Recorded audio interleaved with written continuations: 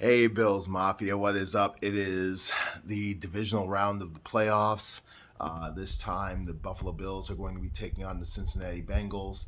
Um, it's in Buffalo, which is great.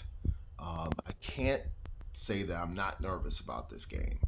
Um, this is going to be one for the ages. The next two games, if assuming Buffalo wins, this game is going to be tough. Next week against Kansas City would be tough. If the Bills win today, they go on to face the Chiefs in Atlanta, the neutral site game that the NFL determined because the Bills did not get a chance to play that extra game, um, which would have left them, if they had won, which would have left them tied with the Chiefs, and the Bills would have had the home field. If they had lost, the Chiefs would have had the home field. So, given the fact that we never got to find out what would have happened, for obvious reasons, that game would be in Atlanta. If the Bengals win, they will face the Chiefs in Kansas City because the Chiefs beat the Jacksonville Jaguars last night. And I was watching that game, and that game, the Jaguars should have won that game. I was pulling for the Jaguars because if the Jaguars had won and Buffalo wins, then the AFC Championship game would have been in Buffalo. Well, no such luck. That being said, back to the matter at hand, the Cincinnati Bengals, really tough opponent. Really, really tough opponent. Obviously, they're the AFC champion, the defending AFC champions. They've got a trio of receivers, as I said the last time the Bills were supposed to play them, that scares the heck out of you.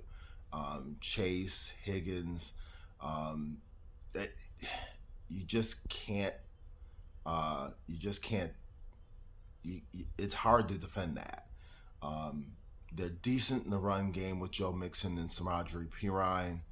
Um, the saving grace for the Bills in that case, when it comes to the Cincinnati offense, is I believe that they're going to be down three of their five starting offensive linemen. Um,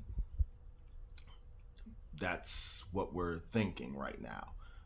That being said, the Bills have activated two defensive linemen, um, and that doesn't bode well for the availability of Phillips and Daquan Jones, which is a big deal.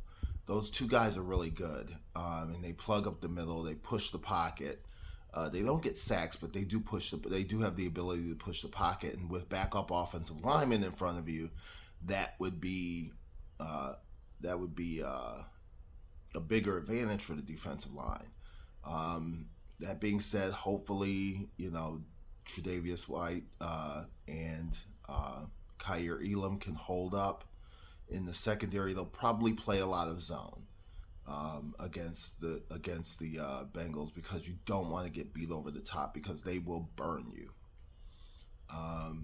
And on the other side of the ball, when it comes to the Bills' offense, the Bengals' defense is good, but they're not. I mean, they're not world beaters. The Bills can beat them.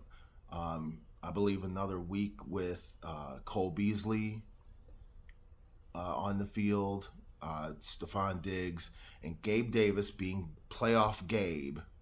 If we can continue to get playoff big game Gabe, as as Tony Romo likes to call him, if we can get big game Gabe, we should be okay. It's probably going to be a shootout. You know, like I said, I'm afraid the Bills might lose this one, but I don't think they will. A little inspiration from Damar Hamlin. I don't know if he's going to be in the house, um, but a little inspiration from Damar Hamlin, uh, and a little bit of luck on our side and not turning the ball over. The Bills cannot turn the ball over this week. Josh, you got to hold on to the ball.